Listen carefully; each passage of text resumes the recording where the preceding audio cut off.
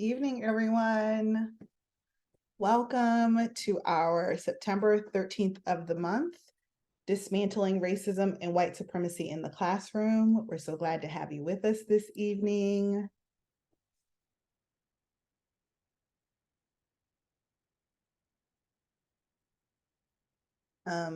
We want to go over a few housekeeping things before we get started.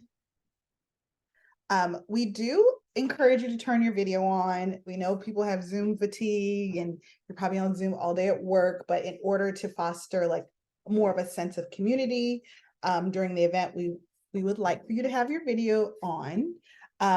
Please mute yourself when you're not speaking. Your voice is encouraged and welcome as a participant in the chat box and during the discussion Q&A. So as the event is unfolding, whether we're watching a video or anything like that during the event, feel free to pop questions, thoughts, reflections into the chat. That will be open during the whole event. I'm sorry, I forgot to introduce myself, everyone. My name is Michelle Dewberry, and I do the 13th of the month events along with my co-conspirator, Julia, who is not with us this evening. I've been doing this, I think now for at least maybe 4 years. I've lost count.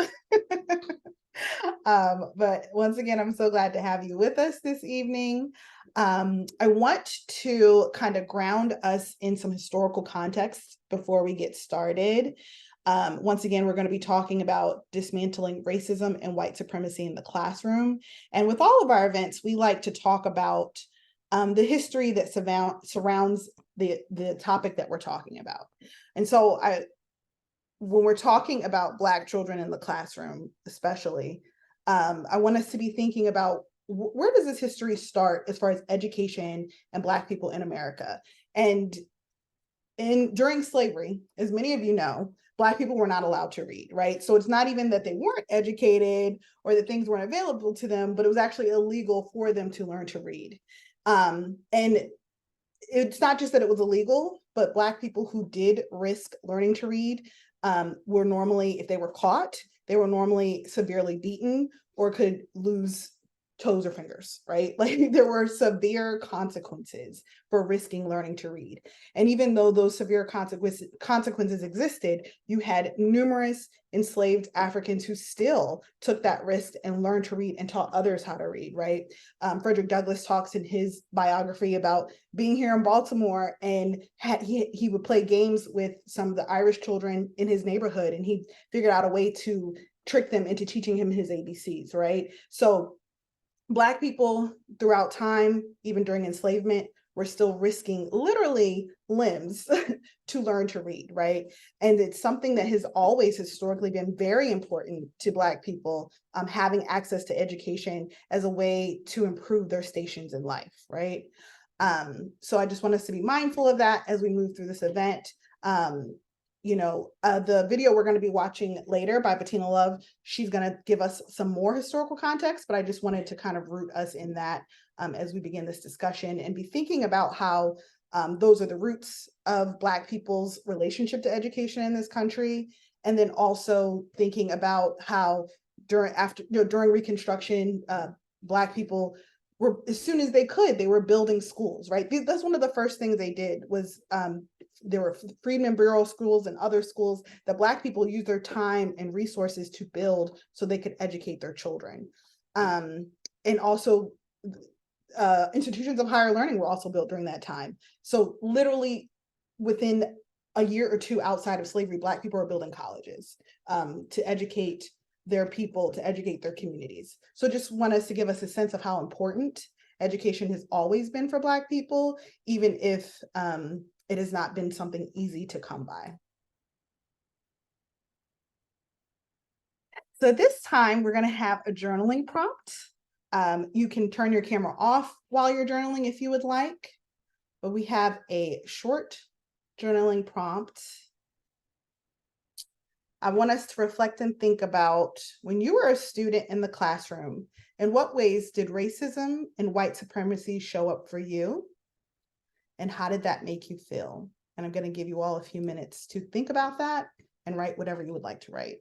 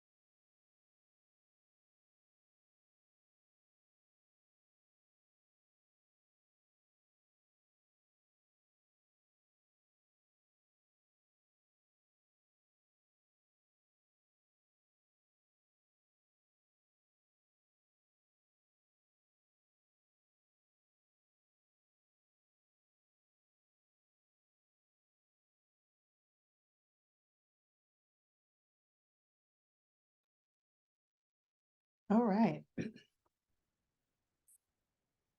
Would anyone like to share what things came up with it, what things came up for them in thinking about how racism and white supremacy showed up in the classroom for them when they were students? And maybe some of you were still students.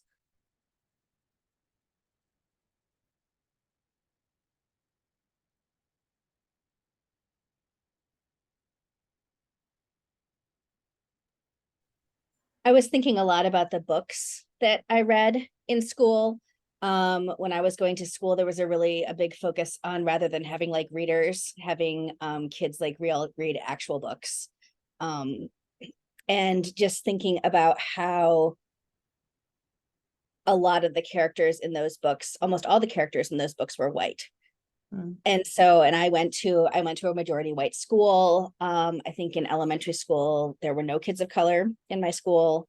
When I got to high school, it was a little bit more different, but I was in the middle of Pennsylvania, sort of rural Pennsylvania, so there wasn't a lot of diversity. And so just the reinforcing messages of the selection of books that whiteness is the norm, whiteness is the default, experiences of folks of color, of kids of color, is something that is other, is something that is sort of relegated to the side. And so just thinking about that centering of whiteness. Yeah. Thank you. Rebecca? Anyone else? What things came up for you in thinking about your own education and how racism and white supremacy showed up in your classrooms?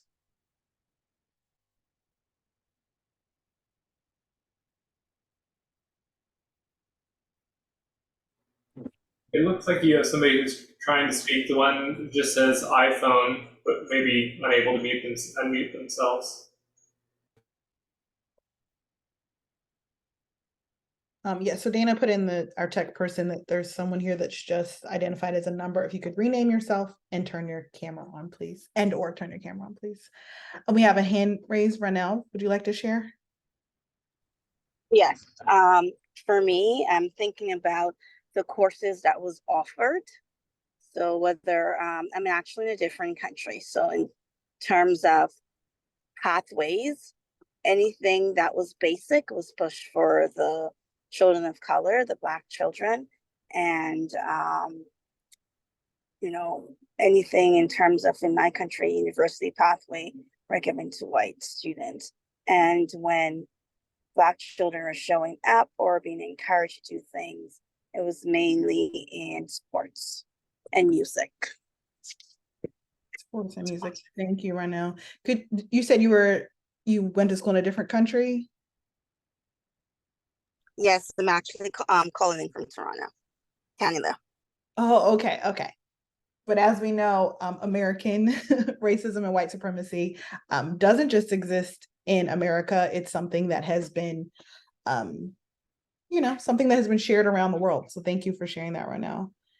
Would anyone else like to share? No, can you hear me? Yes. You hear me? Yes, we can hear you. Oh, okay. Well, I went to school in New York. We lived in Queens. I was in the 6th grade, and I was like one of the smartest kids in the class. And nobody was 5th grade. And my mother noticed that I wasn't reading and like I used to and studying. And I said to her, I said, well, Miss Hickey never calls on me. She said, what? I said, I raised my hand and she doesn't call on me. So anyway, my mother went up to the school, as she always did, talked to the teacher and the principal, and she came back and she said something about the teacher being a Georgia peach. She was a white Southerner from Georgia. And she told my mother that she made the mistake of telling my mother that I was an average student, and I wasn't. I was like, probably number one in our class. But I know she never came back the next year. She never came back to the school I was at. So I don't know. So I think there was some racism in there, her judging me as not being bright because I was a Black kid. Like I said, she never came back to the school. That's all I knew, is that she never came back. My mom went to talk to the principal, and that was it. And she was gone the next year. But I'll always remember that, because it's just something I never thought about until she stopped calling. I raised my hand and she'd never call on me. So thank you for sharing that. And your name is coming up as iPhone. Would you like to share your name? Karen Shepherd. I don't know. Karen Shepherd. I don't know how to put it. Thank you, Karen, for sharing. I was supposed to be on my laptop, which I had fixed yesterday. Then it's the same thing, it was blinking and I couldn't get the screen up. So now I'm on my phone. That's why I don't know how to do anything on this phone, but. No worries. I just wanted to know how to address Yeah. you. Would anyone else like to share? I'm Karen. Thank you, Karen. Would anyone else like to share things that came up with them, feelings that they're thinking about in having those things come up? I'll share real quick. I think for me, I was fairly oblivious at the time. I wasn't really paying a lot of attention. We had a definitely minority Black population at my school. So I don't remember like seeing a lot in the classroom because we had such few students, or at least in my same classes. And so I think mostly I was just kind of ignorant of it at the time more than anything else. And then kind of like what Rebecca was saying, I don't remember the presentation of much in the way of Black authors or, there wasn't a lot to challenge me on that. And so what I was getting was just what was being presented, which was focusing on various white influences and historical figures and all that. So I think I was ignorant by exposure, but also ignorant to not like be challenged, to challenge my assumptions and just go with what was presented, which I'm kind of ashamed of, but it is what it is at this point. I guess I don't know. So try to change the future since I can't change the past. Thank you, Clark. All right, would anyone else like to share? I have one more thing, if I can. Go ahead, Karen. I want to talk about, I'm in Texas now, and Texas is kind of like Florida in this not wanting to, they call it critical race theory, which is Black history, my Black history, not wanting that to be a part of the curriculum. And I remember when I was in school, my father moved us to areas where the schools were supposed to be better. So we were like sometimes the only Black kids in the school. And so I remember every time they talked about slavery, I was so uncomfortable because everybody kind of looked at me. I was the only, sometimes I was the only Black kid in the class. And it made me uncomfortable, but now it's saying that it makes white kids uncomfortable to hear about my history, which it's just really, I can't figure out the thinking why. I was uncomfortable all those years when I was the only kid, and when they got then that's the only Black history they covered was slavery. Mm-hmm. And that was generally from the point of, cotton fields and cotton picking, that type of thing. Nothing about the Black inventors that came out of slavery or anything like that. But like I said, I was uncomfortable during those times, but now it's protecting white kids so they don't have to hear about my history because that might make them uncomfortable thinking that their ancestors had slaves. I don't get it. Mm-hmm. Thank you, Karen. It's like my history's not important. Right. I also went to college in New York, and the first time I took a Black course, I took Negro in the Western Hemisphere at CCNY in New York. That was my first real Black history class. Mm-hmm. Long time ago. Yeah, thank you for sharing that, Karen. I'm seeing a common theme from people who have shared that there was this absence, right, of Black history. Some of you talked about not really having very many Black students in the classroom with you, or being one of one of the only ones. And so that's something I want us to be thinking about, that theme of as if Black history or Black children or Blackness does not exist. So I'm hearing that come up a lot. All right, I think at this time we'll move on, unless anyone else wants to share. If anyone wants to share, I want to make sure I make space for that.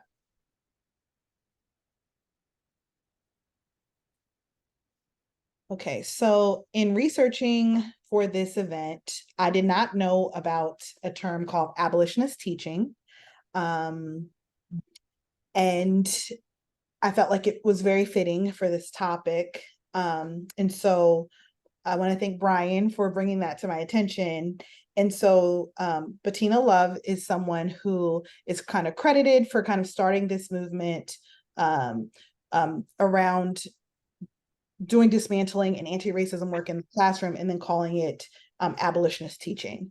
And we're going to watch a video from her. I found this video to be very powerful. Things she had to say, how she talks about what it means to do abolitionist teaching and do anti-racism work in the classroom. I want to read for you quickly a definition of abolitionist teaching, since I know a lot of you may have not heard that term before. Abolitionist teaching, also known as abolitionist pedagogy, is a set of practices and approaches to teaching that focus on restoring humanity for all children in schools.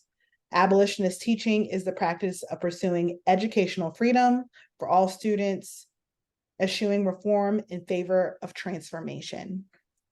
So we're going to watch that now. Feel free to take notes, and we will discuss at the end.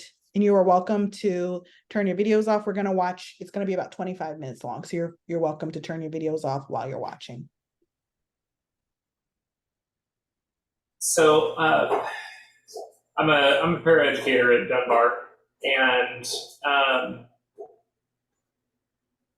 I'm qualified to be a teacher and things, but I specifically chose this role, one, for personal boundaries and trying to make sure that I have enough time for my family and all that. But one of the things that I guess I haven't given words specifically to is also that I chose to be a paraeducator to make sure that I was in a role of lower responsibility to try to learn from the community and the situation there, because I know that I don't know how to effectively teach a classroom full of Black students. I don't have the skills, the experience. I don't have more than the basic empathy that I need to have, and understanding that I'm a racist and that I need to work on that. But I don't have the skills to teach them well enough yet. And so I guess I'm still trying to figure out the words to put around that, but that's one of those things that came to the fore as I was watching that, going, I guess that's part of it for me too, is that I'm needing to give that voice. And I don't know how to acquire the skills exactly, but I'm hoping that being in a role like this helps it at least, so that hopefully I'm not the example of what she said, with the educators who go into those situations, don't know what they're doing, and probably cause more damage than they do good. That came up for me anyway. Thank you, Clark, for sharing that. As you were sharing that, I was thinking about how I went into the classroom about 15 years ago, and I was not trained at all to be a teacher. And just because I'm Black doesn't mean that I know how to teach Black children either, right? And I was thrown into a situation where I had a very short training over the summer, didn't even have a degree in education. It was just like, oh, you're a career changer, you want to be in the classroom? They just threw me right in. And I agree. I feel like I did do a lot of harm, right? I hadn't started doing anti-racism work, my own personal anti-racism work. And I regret that. And I actually stopped teaching because I got to the point that I was like, I'm hurting these kids. I knew I was causing harm, and that is not what I wanted to do. So I appreciate that that's something that you're already aware of, even before going into the classroom, because people think, oh, if you have a college degree, you can just jump into the classroom. That's just not true. I mean, you can, but you could cause harm. That is a very real thing. So thank you for sharing that, Clark. Anyone else? Anything else that's coming up for folks?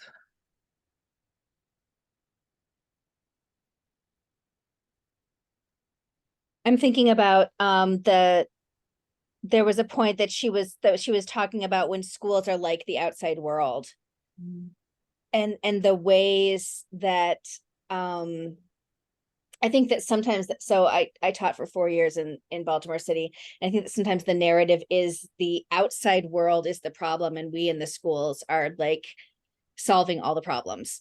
And but this lack of recognition of the ways that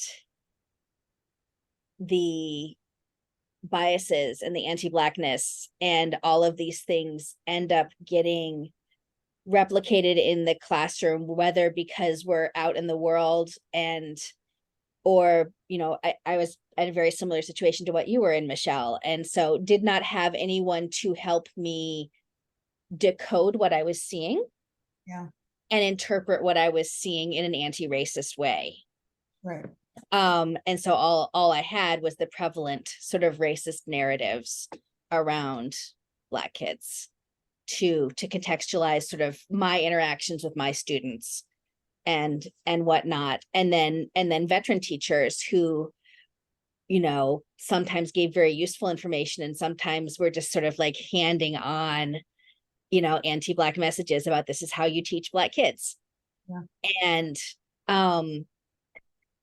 And so, yeah, the total disservice that is done to kids by throwing folks into the classroom without any kind of support, without any kind of like way to like lens to look through what they're experiencing.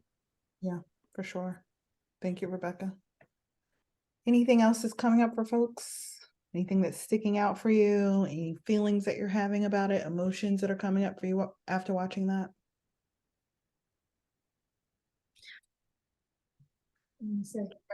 Did you have your hand? Karen, yeah.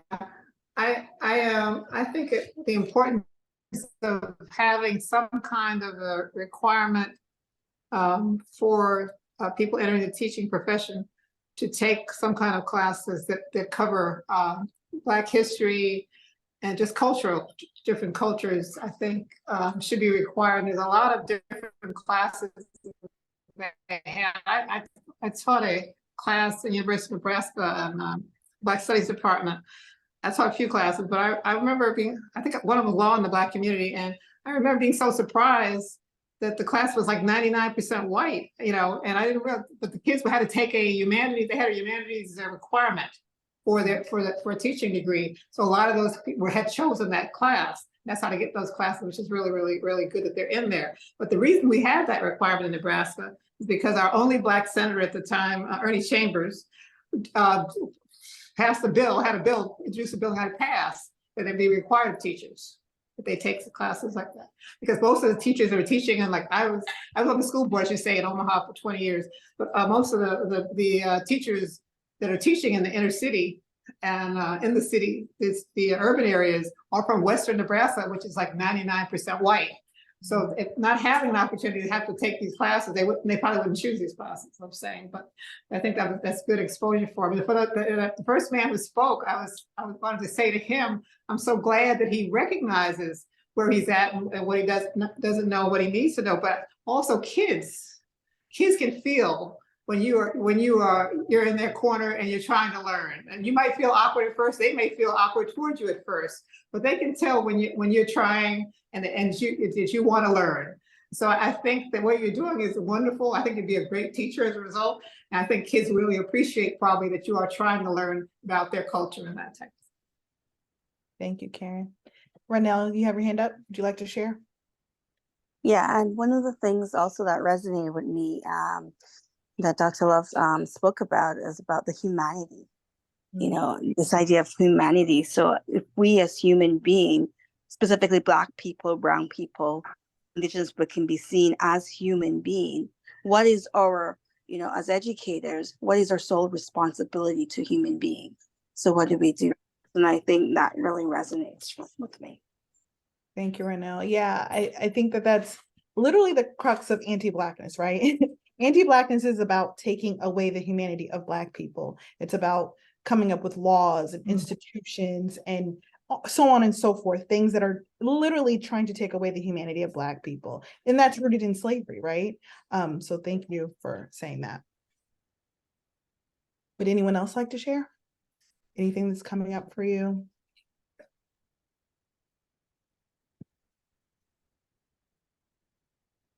Well, it's scary to see what's happening with the different governors and state legislators who want to omit Black history, humanities, that includes other cultures. The brown community, Latino community is left out as well. I'm sure the Asian probably feels similar. Native Americans have been left out.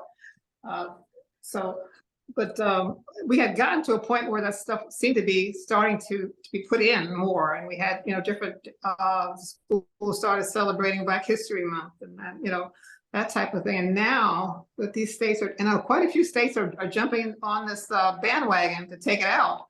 I mean, we're going backwards. It's scary to me, because I lived through, I was born pre-civil rights, and lived through the civil rights movement. I remember when I was in high school, my father didn't want me to go on a field trip. I wanted to go to Florida. I think they were going to Florida. It was like biology, to see some marine biology stuff. So, and he talked to his teacher, and he was not comfortable with me going from New York. I think we're going by train to Florida, so I didn't go.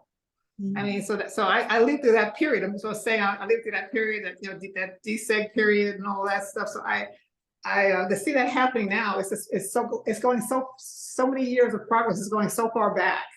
Yeah.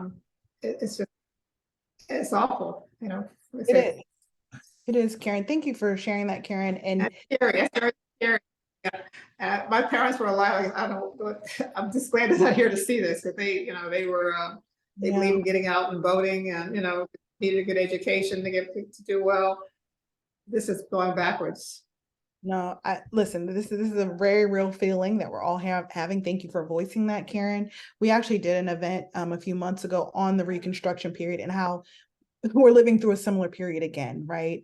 Black people witnessed having so many rights taken away from them right after the Reconstruction period was over. And unfortunately, our times are mirroring that again, right? And we're living in, I can't remember the phrase, it's a white lash, right? A white backlash to President Obama being president, right? And us making and and one of the things that Bettina or Dr. Love said that really resonated with me is that we have to continue to do this work even if our kids don't see it. You know what I'm saying? Like whatever the landscape is, whatever is going on, we have a history of those of us who have pushed back and saying, I may not live to see this, my kids may not live to see this, but we still have to do this work. We cannot stop. So as much as it can be disheartening to see these things happen, I just think it's so important to hold on to, there were people fighting in the 1700s against slavery who knew they weren't going to see it end, right? But they still did it every day. Slaves still broke tools every day. Slaves still ran away every day, not knowing what the future held. So that really resonated with me from watching this. Is there anything else that folks want to share?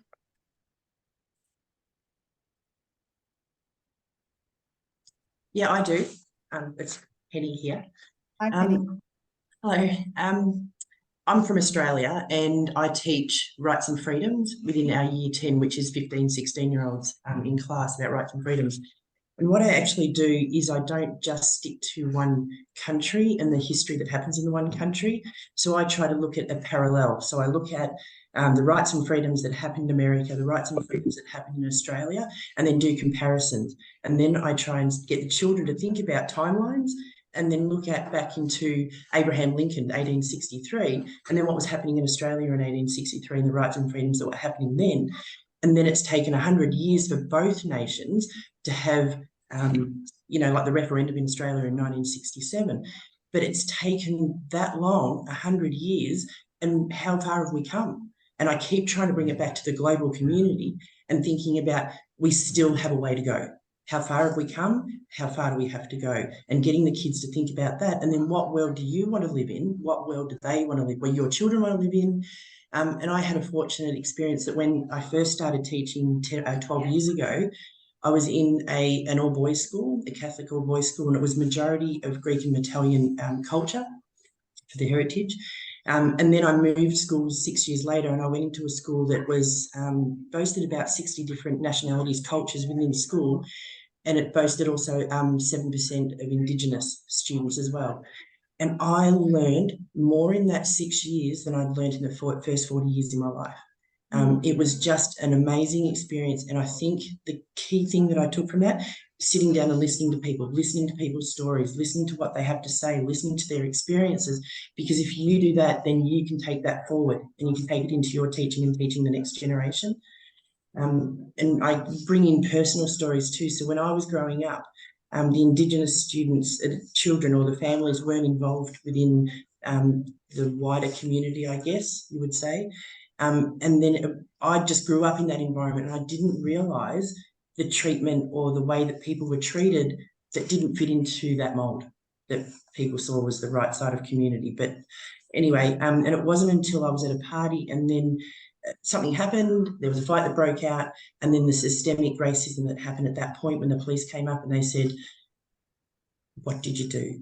And they said that to the Indigenous students and people. And I just thought, oh my goodness, these were the only people that came to help when this person was unconscious, waiting for the ambulance, and everybody took off when the sirens went. And I thought, how can you do that? And I think if I hadn't been there that day, what would have happened to those Indigenous people that come to help? Yeah. And that's, I guess that was my awakening when I was a late teenager, and then taking those stories and then telling the students, this is what I've grown up with. What environment are you growing up with? What do you want your children to grow up with? And I think having that holistic approach, the children can more engage instead of feeling like, oh, you're just telling me this because we're ticking a box in curriculum. I don't think it's that. I think if you have more of it, how can we as a global community move forward? I think that's a big message I try to impart when I teach rights and freedoms to 15, 16-year-olds. Thank you, Penny. Just thought I'd share that. Thank you. Thank you for joining us all the way from Australia. That's so cool. Thank you for the invite. I'm so lucky. Thank you. Of course. Would anyone else like to share? Anything else that's coming up for folks?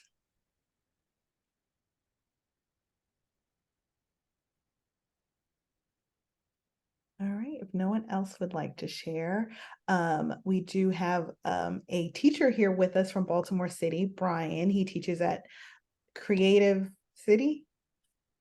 Did I say that right, Brian? Yeah. I'm Yes. sorry, I should have written that down. He teaches at Creative City, and he actually does do abolitionist teaching in his classroom. So I'm going to let him talk to us a little bit about that. And if you all have any questions for Brian, feel free to pop them in the chat or raise your hand, and we'll continue our discussion. So Brian, would you like to share with us first, like what brought you to abolitionist teaching? Yeah, I think, and thank you all for letting me talk about it. And I also think that I always feel a little self-conscious because I feel like abolitionist teaching is something I'm always on the road towards. Like it's not something I'll ever fully really get to, because it's always going to be changing and shifting based on what's happening and based on just the indoctrination that I've gone through in my life as a white man. What has been taught to me is constantly having to be deconstructed, and that's a daily process.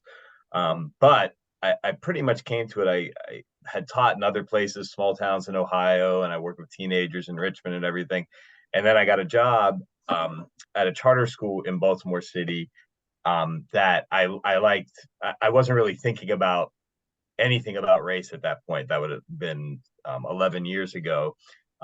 Even though I should have been I should have realized that a majority of the students in Baltimore City were Black, and that was the population that I would most likely be teaching.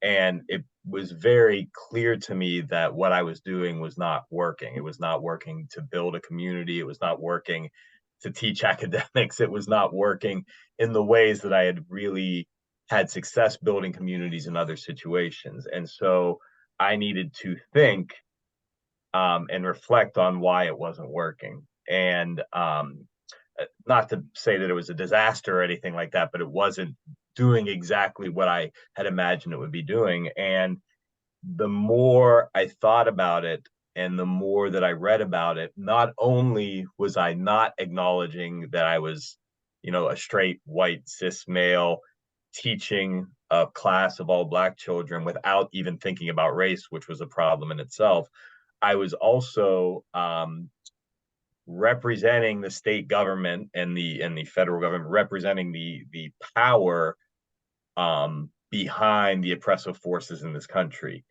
And when you see that, you begin noticing things about the way we treat children in schools, and in particular Black children. We control when they go to the bathroom. We control when they eat. We control the way they play. And then it's not funny, but I even laugh because to this day, you'll hear adults talking to children trying to control their feelings, like, why are you crying, or why are you angry, or stop feeling this way, or calm down is the big one that you hear. And so it's hard to ignore that we have our kids under this constant state of both surveillance, like they're constantly being watched, and control. And we say it's for safety, but in many cases, especially when it comes to Black children, it's because we're conditioning them to live in a world in which that's the norm as well. And a quick illustration of this is, I remember watching an older teacher make this one student march up and down the hallway one day after school. And I was like, oh, hey, like what's going on? And she was like, I'm just, putting in the work so he doesn't end up in jail. And it was like really strange to me. Like, I understood the sentiment on the one hand, because in her mindset, Black children go to jail if they don't follow all the rules. But there was also this mindset that she was already preparing him for the role that he would have someday in jail by recreating the jail environment in the school. And those little things really made me start to reflect on how I was using my power in the classroom, and how it couldn't just be based on good sentiment. Like, as a male, I get credit for being a teacher from people who have no idea, like who have known me for 30 seconds. They say, oh, that's so great that you're a teacher, and things like that. Like, I'm given a lot of power as a teacher and as a white person. And how I was using that in the classroom was recreating these conditions in the country that I disagreed with, and it was making my classroom a worse place. So I really had to do a lot of reflection, a lot of work, and a lot of reading and listening and reading people like Dr. Patina Love, to come to some realizations about how I was going to exist in the classroom and the type of community space I was going to provide. Thank you. Thank you for sharing that, Brian. One thing that stuck out to me that you were talking about was this whole thing of corporal punishment, and how it's rooted in slavery, the way that we treat Black children, the way that we parent as Black parents, the way we're supposed to parent as Black parents, the way Black teachers are supposed to treat Black kids, supposedly for their protection. And it's just crazy, this ongoing thing of, oh, if you don't spank your kids, if you don't do this, if you don't do that, they're going to end up in prison. And whether we spank our children or put them in detention or treat them a certain way in schools, that doesn't change the numbers. That 1 in 3 Black men is going to spend some amount of time in prison. None of that changes that. There are so many men sitting in prison who were beat by their parents, right? Mm-hmm. So there's just like this interesting thing that this thing that is still so much a part of the Black community and the Black culture, this holdover from slavery of, it's your job as Black people to punish Black kids and keep them in line because someone else will do it if you don't do it. So that was one thing that really stuck out to me. No, absolutely. And actually, so from my end, what I see is that spills over into the way white teachers feel like they can then treat Black children, because white teachers will feel like that's the way to connect with them. And it comes from like a stereotype that like Black children are physically stronger and they have to be broken down, and that's their inherent trait, which is something to be broken. Their spirit, essentially purposefully doing what Dr. Patina Love was talking about, the term breaking their spirit, which is spirit murder. And white teachers will go all in. In some ways, we're just waiting for a chance to go all in on that strategy, because it's easy. It's very easy to understand. Like, be mean is not easy. And we feel like if we're being given permission from a Black person to do that, it frees us to go all in. Not that it's the Black person's responsibility to stop us, but like I'm mainly making an observation of how I see it, like being used. Like, white people in positions of authority, like teachers, will find almost any excuse to institute these things if they're not being reflective on why they're doing it. Right. Thank you, Brian. Also, could you share with us some hurdles that you've faced in trying to be an abolitionist teacher? I love this question because it is very isolating. It is really, really one of the things, just being invited to talk to this group or to talk with anyone, was I realized that I'm at a point where abolition is meant to be a community problem solving process. It's not meant to be done alone, because at a certain point you hit a wall because you're going to be working together to build this new world. And so it's not something you can do by yourself. The problem as an abolitionist teacher is there's not a lot of people who really want to go all out. So for example, police in schools. Police in schools are usually put there for the protection of the children, but they usually end up being the main oppressors of children, because when teachers get stuck in a power struggle, they call in the resource officer, the police officer, who then is kind of the armed weight behind the authority that's not working. And even though they're put there for the safety, I mean, the so-called safety of the students, it doesn't work out that way. And so even there are very few teachers though who will feel safe at a school. Like there's constant in Baltimore City, even though the history wouldn't suggest that Baltimore City is the kind of school that is going to have one of the school shootings that's all in the news, because it's a different, I mean, it's the white teenagers mainly doing that. There's a huge push to have police officers with guns in Baltimore City schools. And most teachers agree with that. I get into a lot of disagreements because they feel that that makes them safer. Whereas an abolitionist position is that it doesn't make anyone safer, because the solution isn't in a short-term fix. The solution is really turning in to ourselves and not only asking how race is impacting us, but also asking how that impact is directing the way we're working with our children. Are we teaching them to communicate, to solve differences? Are we teaching them to not rely on authority to solve problems?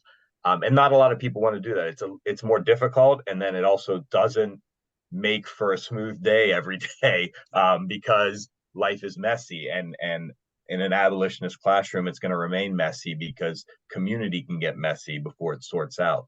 And so it can be very isolating, in the sense that, you know, to develop, you need to find other abolitionist teachers. And then when you find one, it's like so exciting to have someone to talk to and exchange ideas with and explore. But that's a hard part to me.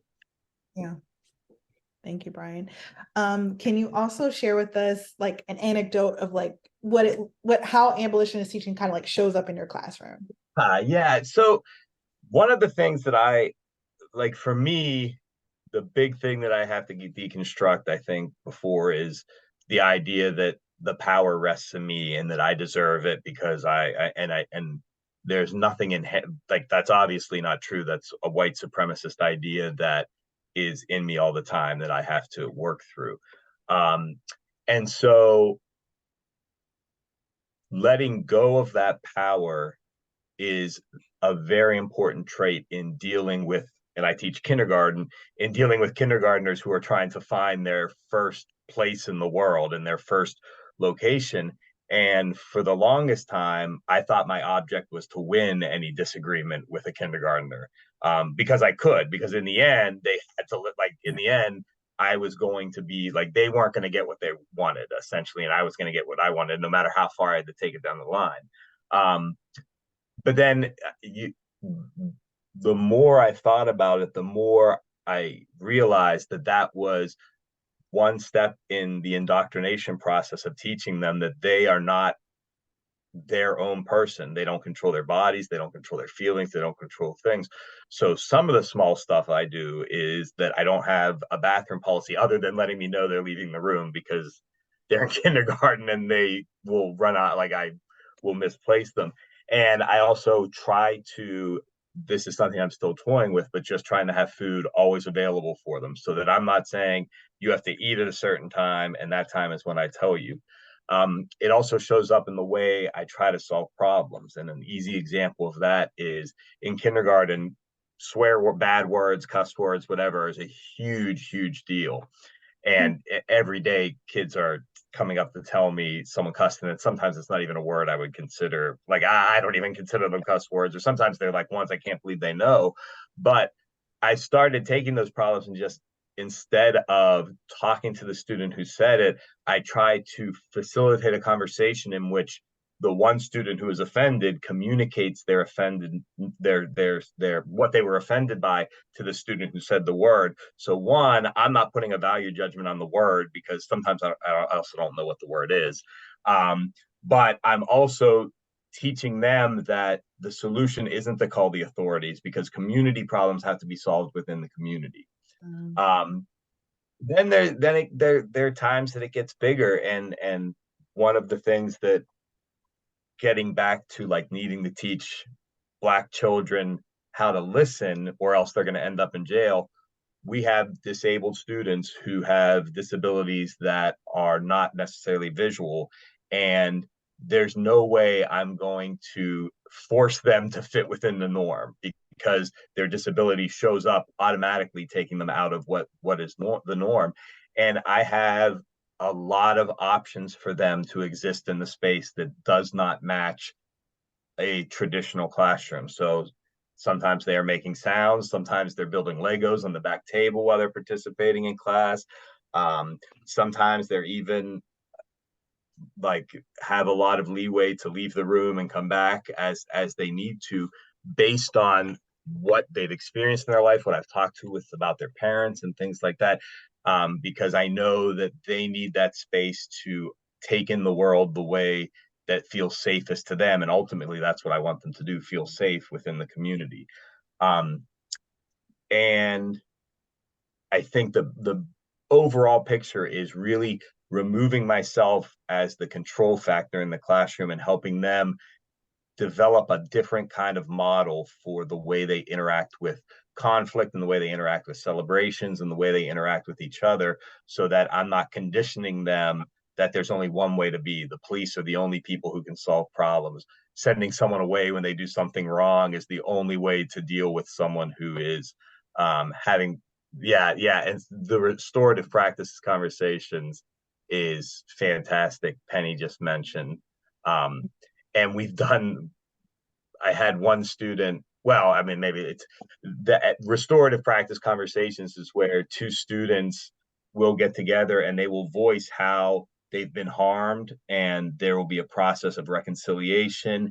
But there are also times when multiple stakeholders in the community, so parents will come, the principal will come, other students in the class will come, and anyone who is affected by the behavior. And it can really be, even in kindergarten, I went through one, I was amazed by how well they're able to communicate.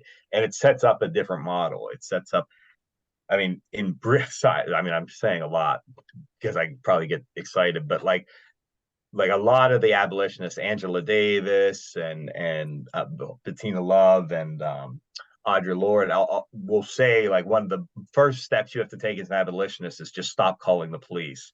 And so as a teacher, like, what I started trying to do was, what am I doing that's the equivalent of calling the police? And it's like, well, calling the principal when there's a problem, or sending a child to another classroom, or putting a child in timeout, like all these little things that conditions their thinking into removal of a surplus population that's just kind of annoying us or in the way, and getting rid of them to solve the problem, rather than like, okay, let's really get into this and solve the problem together. I love that, Brian. Lastly, how can parents or anyone that has a child that's connected to someone in the classroom, how can we, those of us who are not in the classroom as educators, how can we support this movement? Yeah. I think first, having conversations like this are very important. And I don't have enough conversations like this because they can be uncomfortable. Both the factor of discussing race openly is uncomfortable, and then also the factor of talking about police and the carceral state and finding a different way to operate can be very uncomfortable for people. So having conversations like this, I also think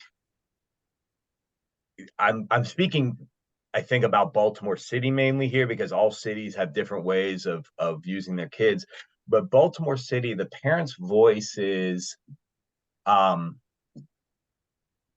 think, can serve a lot of benefit to the policies of the school, because unfortunately, I don't think it should be this way, but the money stays with the student. And when you have the money following the student, the parent's voice is amplified.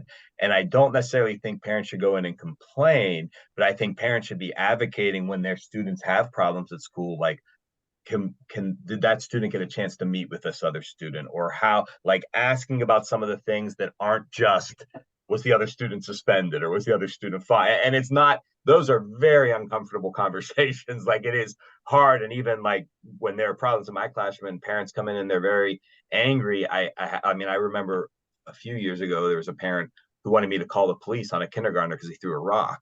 And I was like, throwing rocks is like kindergarten.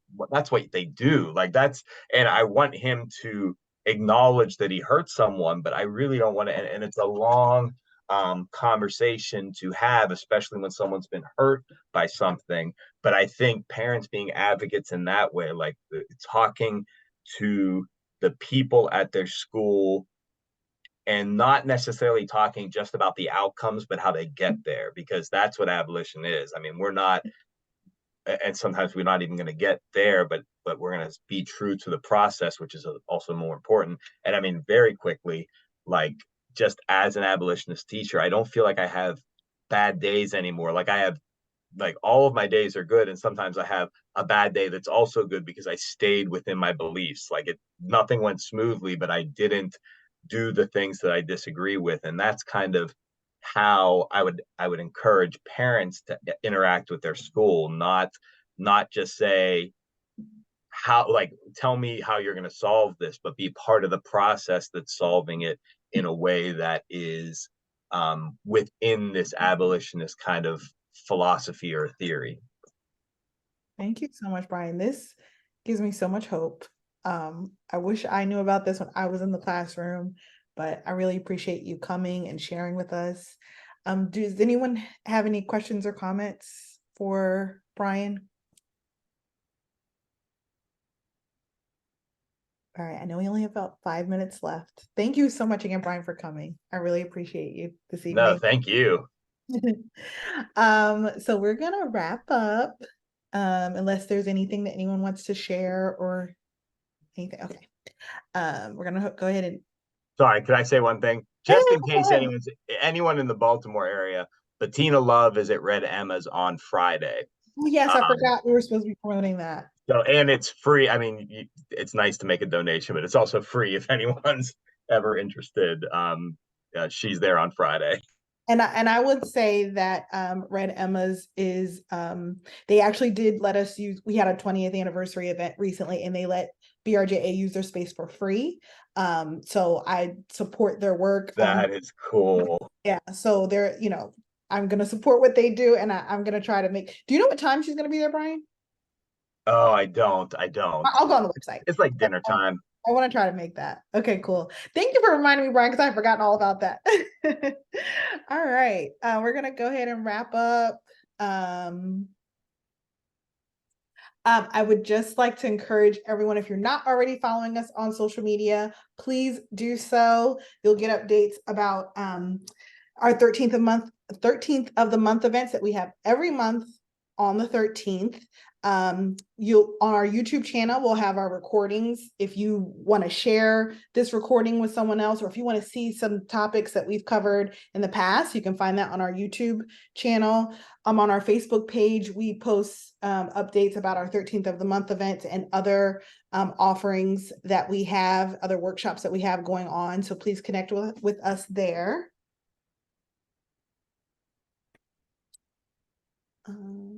And then we also have our Instagram, where we also, we used to go live on Instagram. We used to do shorts on there. I'm not sure if we're going to be bringing those back or not, but also we have updates on our Instagram, and you can also follow us on LinkedIn. So feel free to follow us on social media.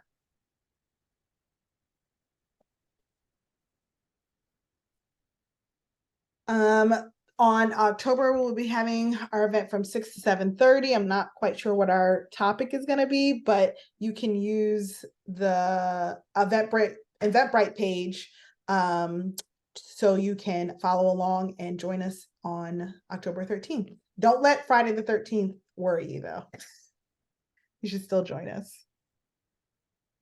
And at this time, I'm going to let Dana talk a little bit about our upcoming workshop.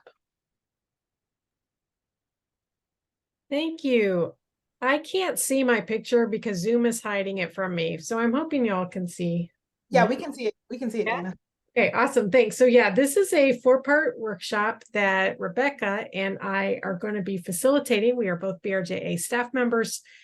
And so, yeah, for white folks who are, this is not a beginner class, but more something to create a space where white people can come together and talk about how we show up in multiracial spaces and do so in a way that is useful and productive. And we're having 2 cohorts for this. One is going to be Friday mornings in October, and one is going to be Wednesday evenings. And this is the QR code for our Eventbrite page, and you could sign up there. Thank you. Thank you, Dana.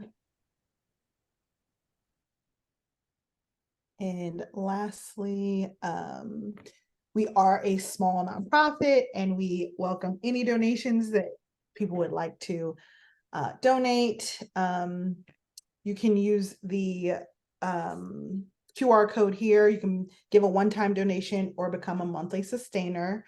And I think that Dana also put the donation link in the chat. So once again, we welcome all donations so we can continue to do this very important work. All right, I think that's all we have for tonight. Thank you so much for joining us this evening. I know that you all could be doing many other things with your time tonight. And so I thank you for coming and listening and learning and being a part of the conversation this evening. And we'll see you all next month.